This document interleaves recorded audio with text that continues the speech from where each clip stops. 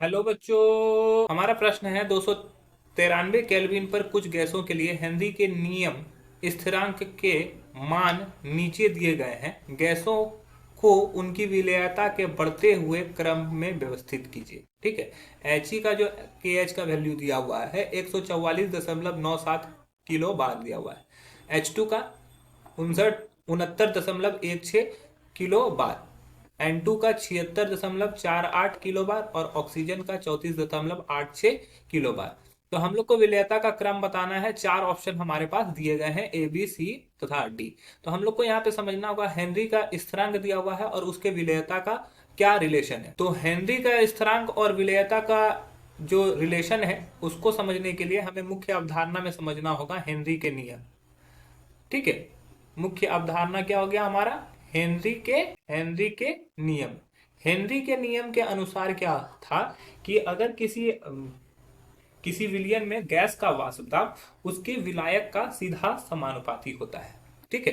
किसी विलयन में विलायक का वाष्प दाब, ठीक है, ये उसके विलेयता के सीधा समानुपाती होता है। यहाँ पे x जो है ये क्या दिखाता है? विलेयता को दिखाता है। ठीक है। अगर हम इसको सॉल्व करते हैं तो P इक्वल्स टू के एच इंटू एक्स लिख सकते हैं। अब के एच का वैल्यू अगर हमको निकालना है तो के एच इक्वल्स टू हो जाएगा P बाय एक्स। अगर P को यहां पर हम स्थिर मान, ठीक है, P को स्थिर मान लें तो K directly proportional to the हो जाएगा, sorry, indirectly proportional to the 1/x, मतलब कि व्युत्क्रमानुपाती होता है। इसका मतलब ये हुआ कि अगर के एच का मान बढ़ेगा तो विलेयता का मान घटता है, विलेयता घटता है। ठीक है, यही रिजल्ट आया क्योंकि व्युत्क्रमानुपाती होता है। तो यहाँ पे जिसका के एच का वैल्यू सबसे अधिक होगा वो सबसे कम विलेय होगा।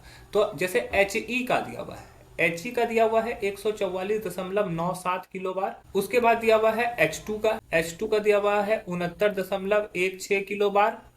उसके बाद दिया हुआ है हमारे पास N2 का जो कि 76.48 किलो बार और ऑक्सीजन का दिया हुआ है 34.86 किलो बार। अब यहाँ पे सबसे अधिक के एच का वैल्यू किसका दिया हुआ है? एच ई का। तो एच ई का विलेयता सबसे कम होगा।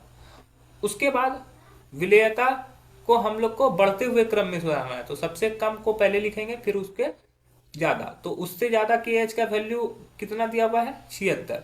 तो मतलब कि ये N2 हो जाएगा। उसके बाद क्या हो जाएगा? फिर 69 दिया हुआ है, H2 हो जाएगा। फिर सबसे अधिक विलेयता जो होगी वो ऑक्सीजन की होगी क्योंकि इसका के एच का वैल्यू सबसे कम है। तो ये ऑर्डर जो है हमारा सही है, He, N2, H2 और O2, मतलब कि ऑप्शन 1 ही हमारा सही दिया हुआ है। ठीक है। ऑप्शन 2 रॉन्ग होगा क्योंकि H2 शुरू में आ गया है। यहाँ ऑप्शन 3 में ऑक्सीजन शुरू में आ गया है तो गलत हो जाएगा। He के बाद O2 आ गया है तो ये भी गलत हो जाएगा। तो हमारा जो सही उत्तर हो जाएगा वो हो जाएगा ऑप्शन ए। आशा है कि ये आपको समझ में आया होगा। धन्यवाद।